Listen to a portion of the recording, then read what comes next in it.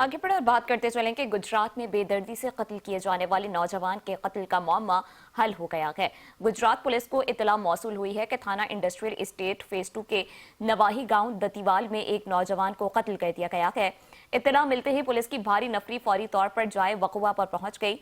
मकतूल की शनाख्त मोहम्मद नदीम वल्द मोहम्मद शिमला, उम्र तकरीबन 25 साल, सकना जिला राजनपुर के तौर पर हुई है, जो गुज़श्ता 7 से 8 साल के गांव दतीवाल में रिहाइश पजीर था।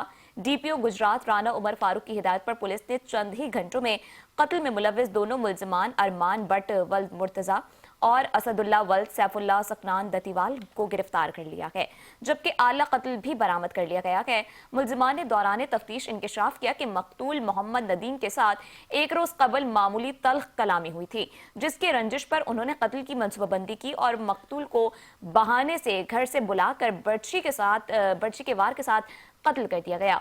डीपीओ गुजरात राना उमर फारूक का कहना है कि नौजवान को बेदर्दी से कत्ल करने वाले मुलजमान को करार वाक़ई सजा दिलवाई जाएगी।